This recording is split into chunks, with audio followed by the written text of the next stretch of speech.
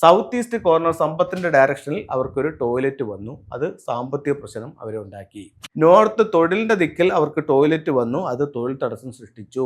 സാമ്പത്തിക പ്രശ്നവും തൊഴിൽ തടസ്സവും വന്നു. കമ്പനി പൂട്ടി. ഒരു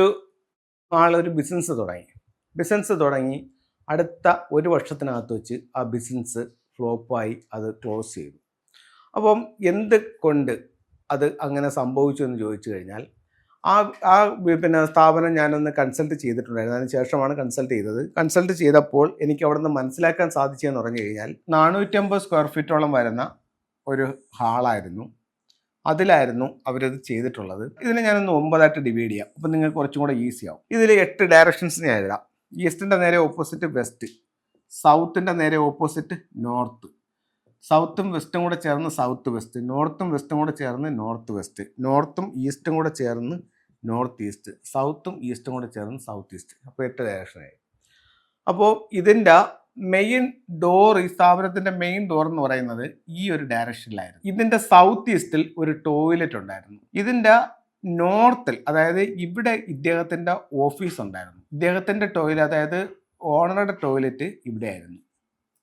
ഇത് നോർത്തിൽ ഒരു കോമൺ ടോയ്ലറ്റ് ഉണ്ടായിരുന്നു. 2024 ഏകദേശം ഒരു ജനുവരി 15 കൂടി ഇത് സ്റ്റാർട്ട് ചെയ്തു. ഒരു വർഷത്തിനകത്ത് ഏകദേശം ഡിസംബറോട് കൂടി ഇത് ക്ലോസും ചെയ്തു. ഇവിടെ ലക്ഷക്കണക്കിന് രൂപ പോയി. ഇവിടെ ഉള്ളൊരു പ്രധാന സംഭവം, ഞാനത് നോക്കിയപ്പോൾ എനിക്കത് മനസ്സിലാക്കാൻ പറ്റിയ 2-3 കാര്യങ്ങൾ എന്ന് പറയുന്നത്, ഇതിൻ്റെ സൗത്ത് ഈസ്റ്റ് കോർണറിൽ ഒരു ടോയ്ലറ്റ് ഉണ്ടായിരുന്നു. അപ്പോൾ ഫംഗ്ഷൻ പ്രകാരം സൗത്ത് ഈസ്റ്റിൻ്റെ ഗുണം എന്താണല്ല, ആ ദിക്കിൻ്റെ പ്രാധാന്യം എന്താണെന്ന് വെച്ച് കഴിഞ്ഞാൽ, സൗത്ത് ഈസ്റ്റ് എന്ന് പറയുന്നത്, അവിടുത്തെ സൗഭാഗ്യം എന്ന് പറയുന്നത് സമ്പത്താണ്. അപ്പം ഏതെങ്കിലും ഒരു ദിക്ക് മലിനപ്പെട്ടു പോയി കഴിഞ്ഞാൽ ആ ദിക്കിൻ്റെ സൗഭാഗ്യം കുറയും. അപ്പോൾ സൗത്ത് ഈസ്റ്റ് അവിടെ മലിനപ്പെട്ടപ്പോൾ ആ ദിക്കിൻ്റെ സൗഭാഗ്യം എന്ന് പറയുന്നത് സമ്പത്താണ്. അവിടെ സാമ്പത്തിക പ്രശ്നം ഉണ്ടായപ്പോൾ എന്തായി? കടമായി. ഇവിടുത്തെ സ്റ്റാഫുകൾക്കുള്ളൊരു കോമൺ ടോയ്ലറ്റ് എവിടെ വന്നു? നോർത്തിൽ വന്നപ്പോൾ ഇത് ഫംഗ്ഷൻ പ്രകാരം ഇത് സമ്പത്തിൻ്റെ ദിക്കാണെങ്കിൽ ഇത് തൊഴിലിൻ്റെ ദിക്കാണ്. ഇവിടെ എന്ത് ചെയ്യപ്പെട്ടു? തൊഴിൽ തടസ്സമായി. കാരണം നോർത്തിൽ ഒരു ടോയ്ലറ്റ് വന്നപ്പോൾ തൊഴിൽ തടസ്സമായി. സാമ്പത്തിക പ്രശ്നവും തൊഴിൽ തടസ്സവും വന്നു. കമ്പനി പൂട്ടി. ഇനി ഇവിടെ മറ്റൊരു കാര്യം എന്ന് പറഞ്ഞു കഴിഞ്ഞാൽ, ഇതിൻ്റെ പകുതിക്ക് അപ്പുറത്തോട്ടാണ് മെയിൻ ഡോർ വരേണ്ടത്. മെയിൻ ഡോർ വരേണ്ടതോ ഇപ്പുറത്തായിരുന്നു. ഇത് നീച്ചഭാഗവും ഇത് ഉച്ചഭാഗവുമായിരുന്നു. അപ്പോൾ എന്ത് സംഭവിച്ചു?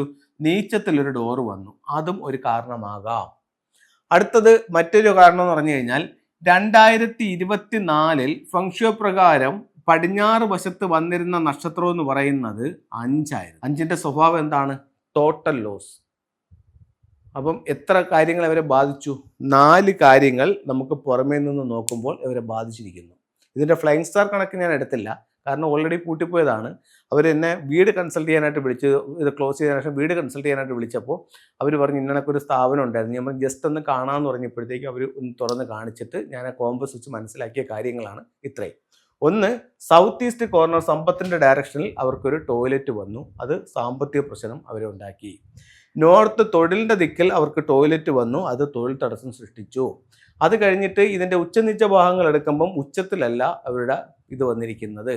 അത് കഴിഞ്ഞിട്ട് 4ാമത്തെ പ്രോബ്ലം എന്ന് പറഞ്ഞു കഴിഞ്ഞാൽ, 2024 തുടങ്ങുകയും ക്ലോസ് ചെയ്യുകയും ചെയ്തത്. 2024 ആനുവൽ സ്റ്റാർ അനുസരിച്ചിട്ട് പടിഞ്ഞാറ് നിൽക്കുന്ന നക്ഷത്രം 5 ആയിരുന്നു. അത് ടോട്ടൽ ലോസ് ഉണ്ടാക്കും. ഇപ്പോൾ ഒരു ബിസിനസ് പരാജയപ്പെടാൻ വാസ്തുപ്രകാരം ഉണ്ടായ സംഭവങ്ങളാണ് നിങ്ങളുമായിട്ട് ഷെയർ ചെയ്തത്. അപ്പോൾ ഇതുപോലെ ഇതിനെ വിജയത്തിലേക്ക് കൊണ്ടുവരാനും നമുക്ക് ഫംഗ്ഷനിൽ ഒരുപാട് കാര്യങ്ങൾ ചെയ്യാം. ആദ്യമേ തന്നെ നമ്മൾ ഇത്തരം സ്ഥാപനങ്ങൾ എടുക്കുമ്പോൾ ഇതൊക്കെ ഒന്ന് നോക്കിയെടുക്കണം. ഈ പറയപ്പെടുന്ന പ്രധാന ദിക്കുകൾ, ഇത് ഒരു ബിസിനസ് സ്ഥാപനത്തിൽ എപ്പോഴും പൈസയും അല്ലെങ്കിൽ തൊഴിലും പ്രധാനമാണല്ലോ. അപ്പോൾ ഒരു കാരണവശാലും ഇത്തരത്തിലുള്ള ഇത് എടുക്കേണ്ടതായിരുന്നു. അല്ലെങ്കിൽ എടുത്തെങ്കിൽ അത് എടുത്തുപോയി, ഒരുപാട് ഡിപ്പോസിറ്റ് കൊടുത്തിട്ടാണ് നമ്മൾ എടുത്തത്. അങ്ങനെയാണെങ്കിൽ അതിന് റെമഡിയെങ്കിലും ചെയ്യണമായിരുന്നു. അപ്പോൾ ഇത്തരത്തിലുള്ള കാരണങ്ങൾ കൊണ്ട് നമുക്ക് ബിസിനസ്സിൽ പരാജയപ്പെടാം. ഇനി നമുക്ക് ഫംഗ്ഷനിലെ ചില ടൂളുകളിലേക്ക് നമുക്കൊന്ന് പോകാം. ഇത് സിട്രിൻ എന്ന് പറഞ്ഞിട്ടുള്ളൊരു ബ്രേസ്ലെറ്റ് ആണ്. ഇത് നമുക്ക് കയ്യിൽ ധരിക്കാം. ഇത് വെൽത്തിനെ അട്രാക്റ്റ് ചെയ്യും. ഇപ്പോൾ ഇത് പലരും ചോദിക്കുന്നുണ്ട്, സാറേ ഈ സ്റ്റോൺസ് ധരിക്കുമ്പോൾ നമ്മുടെ നാളെ നോക്കണ്ടേ, ഡേറ്റ് ഓഫ് ബർത്ത് നോക്കണ്ടേന്ന് ചോദിക്കുന്നുണ്ട്. പക്ഷേ ഇത്തരത്തിലുള്ള രത്നങ്ങളല്ല, ഉപരത്നങ്ങളുടെ വിഭാഗത്തിൽപ്പെടുന്നതാണ്, ഒറിജിനൽ സ്റ്റോൺ തന്നെയാണ്. പക്ഷേ ഇത് നമുക്ക് നാളെ നോക്കേണ്ട കാര്യമില്ല, ഓരോരുത്തരുടെ ആവശ്യങ്ങളനുസരിച്ച് ഇത് ധരിക്കാവുന്നതാണ്. ഇത് കർണീരിയൻ എന്ന് പറഞ്ഞിട്ടൊരു ബ്രേസ്ലെറ്റാണ്. തൊഴിൽപരമായിട്ട് അഭിവൃദ്ധിപ്പെടാനായിട്ട് നല്ലതാണ്. ഇതിപ്പോൾ ഒത്തിരി ഫിലിം സ്റ്റാർസുകളും രാഷ്ട്രീയക്കാരൊക്കെ ഇത് ഉപയോഗിക്കുന്നുണ്ട്. ഒരുപാട് സെലിബ്രിറ്റികളുടെ കയ്യിൽ ഇത് കിടക്കുന്നതായി ഞാൻ കാണുന്നുണ്ട്. അത് കഴിഞ്ഞിട്ട് അടുത്തത് ഇത് അമത്തിസ്റ്റ് എന്ന് പറഞ്ഞിട്ടുള്ള ഒരു ബ്രേസ്ലെറ്റ് ആണ്. ഇതൊന്ന് എപ്പോഴും ഒരു ഡിവൈൻ എനർജി നമുക്ക് ഉണ്ടാവാനായിട്ട് നമുക്കിത് ധരിക്കാവുന്നതാണ്. അമത്തിസ്റ്റിൻ്റെ ജിയോഡ് എന്ന് പറഞ്ഞിട്ടുള്ളൊരു ഇതാണ്. ഇതെന്ന് പറഞ്ഞു കഴിഞ്ഞാൽ വീടുകളിലും റൂമുകളിലൊക്കെ വയ്ക്കുമ്പോൾ നെഗറ്റീവ് എനർജി വലിച്ചെടുക്കാനായിട്ട് നല്ലതാണ്. അതുപോലെ തന്നെ ഇതിൻ്റെ ചെറിയ പീസുകൾ കപ്പിൾസുകൾ തങ്ങളിലുള്ള ഐക്യം കൂട്ടാൻ വേണ്ടിയിട്ട് ചെയ്യും. ചിലരെന്ന് പറഞ്ഞു കഴിഞ്ഞാൽ അവരുടെ ഡേറ്റ് ഓഫ് ബർത്ത് അനുസരിച്ചിട്ട് ഇവർക്ക് ഒരു സ്റ്റാറുണ്ട്, 4 സ്റ്റാറാണ് ഫംഗ്ഷനിൽ കണക്കാക്കുന്നത്.